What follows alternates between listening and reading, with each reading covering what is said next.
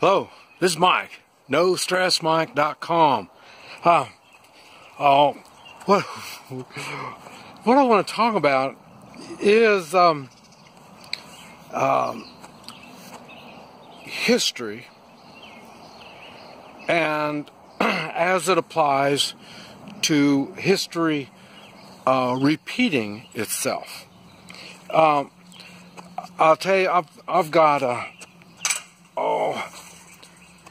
I've been doing a lot of thinking on this. You know, I've been in China, and I'm half Chinese, and I've got a Chinese communist wife. That's all she knows, and I lived in Central America for 14 years. My wife of 41 years was Chinese, and she was born and raised in Guatemala. And I'll tell you, the Chinese experience was really neat. The Chinese they've got a written history of 5,000 years. I had someone point that out to me. The thing is, and the Chinese culture, it was funny because I was raised with Chinese culture here in the United States, and it was really a strange situation. And then when I went to China, I found a whole country just like my family. The whole country was. I mean, like I say, their eating habits, their attitude, the way they think, the way they present themselves and stuff like that, it was the same thing. Now,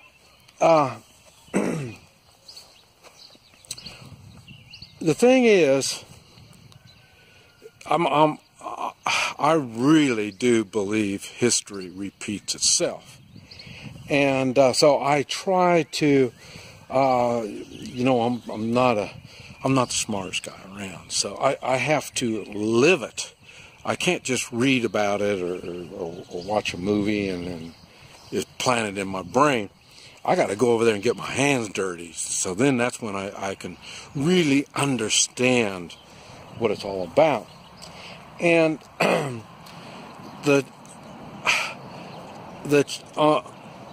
Chinese culture is not anything that's written down. This is just something you can see in their lifestyle, the way they live their lives. Chinese, now this is in general, and they don't report crimes. That's why, like in Chinatown and China, basically the same thing, a lot of crimes are left unreported. I don't know if there's a shame or embarrassment about it. I'm not really quite sure. For me, I report crimes. Well, I guess I really don't. I was getting ready to say I report crimes after I get done stopping the crime, but that doesn't always apply. And so the thing is, the Chinese, they don't respond well with authorities. Now, they're let's see if I can say this word properly, non-confrontational. They don't want to make a big thing. And I'm the same way. They just relax, cool, I'm sorry, it was my fault, whatever it was, and then I'll move on. And now if you follow me, now it's a different story. But I'm happy to let things go.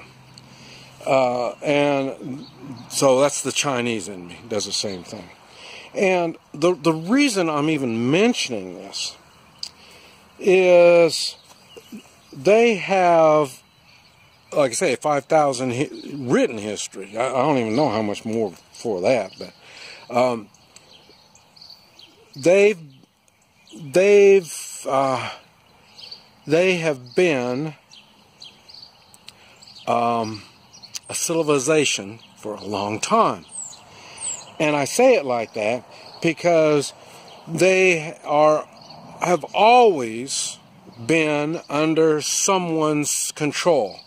They've got warlords, they've got different governments, they've divided the country, has been, well, it started in pieces, and then different conquerors would pull it together. Genghis Khan comes to mind.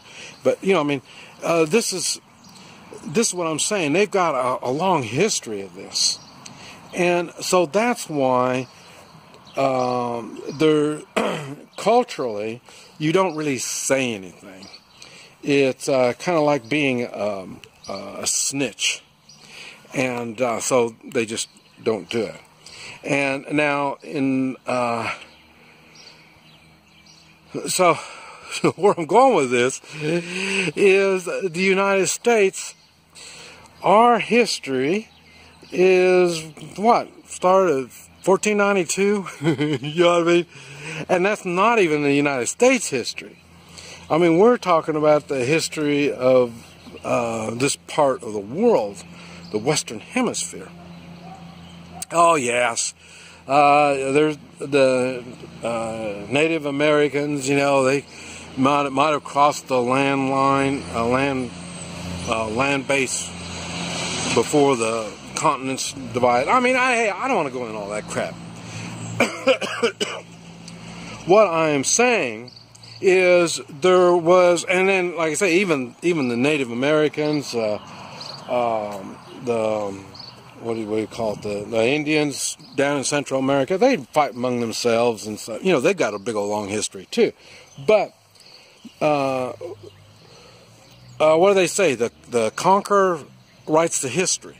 So, in other words, really our history, because our forefathers, well, you can say, well, you were a foreigner and come into the United States. But even if you weren't, like I say, somewhere down the line, these people cut off the history of the past. So really, it's, you know, they come in, they killed the Aztecs and Mayan Indians, and you know, they didn't even really talk about their history so much. Now they do. But like I say, it's something that's not a big thing. In world history, they don't really push it a lot. That's why I say really what especially what we're taught, well, what I was taught anyway. You really the Western Hemisphere's history started in 1492 with Columbus, and so, and then at that time, there wasn't no United States, and then so eventually there was enough pilgrims, settlers came in to the United States, and then, or at that time just North America, and then they wanted and see it was all woods and you know, you had to go out and shoot your dinner and stuff like that. So everybody was armed, and and we were self-reliant. And then everything was rosy red, and you know, we were what do you call it? A colony from the British, and then. One thing after another thing, they tax and they do all this kind of stuff. And they were trying to tell us how to live our lives. Now, what they did is we're not going to listen. Well, why should we? We were self-sufficient. We had enough food. We had room to grow. We had a future. Why would we want to listen to the king? So it was a tough relationship. So then that's when they decided. Well, a lot of things went on, but the thing that really stopped things was they wanted our guns.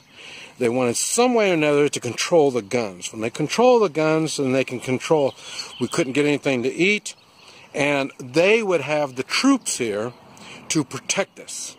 And well, the thing is, let me see, I don't think we went all these hundreds of years with no protection. Why do we need it now? Why? Because you take our guns. Okay, so that's how that started.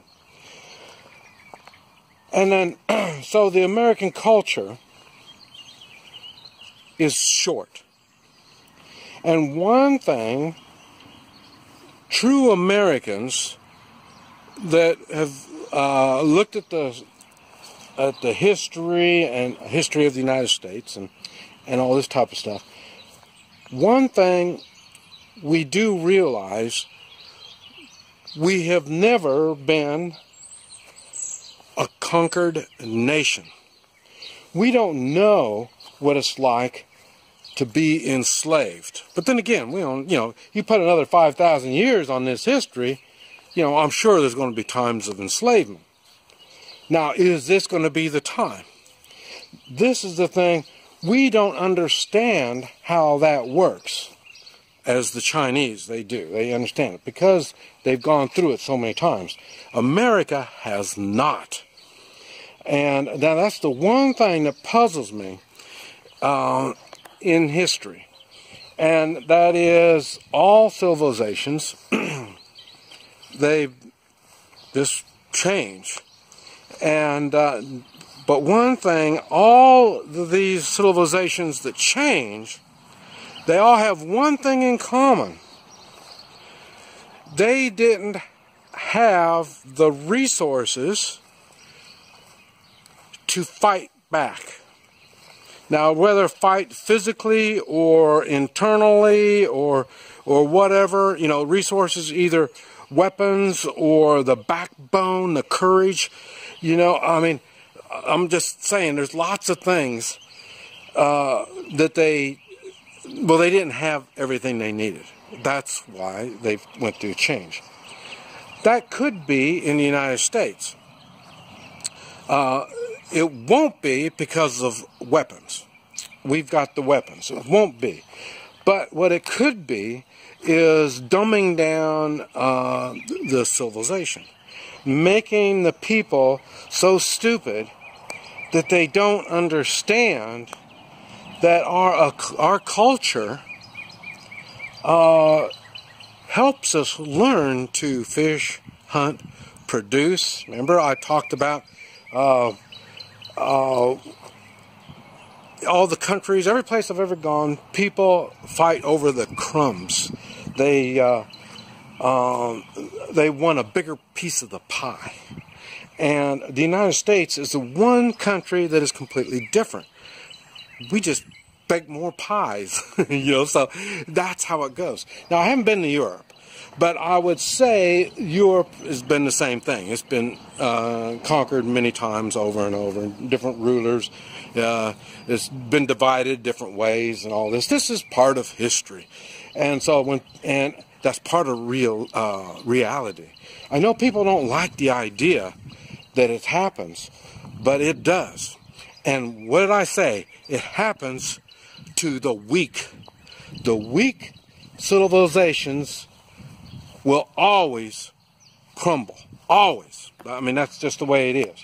Now, how does that apply to the United States? I haven't figured that out yet. But like I say, it won't be because we don't have the weapons. And like I say, if this politically correct crap keeps going on and people believe this crap and people believe we have racial problems, and if they continue doing like that, we will be divided physically. I mean, there's going to be divisions in the country. And is that right or wrong? I don't know. But like I say, there's going to be some change. Now, we are either going to have to stand, and it's going to be tough, or we bend over, we get on our knees, and then get used to it. This is Mike, NoStressMike.com.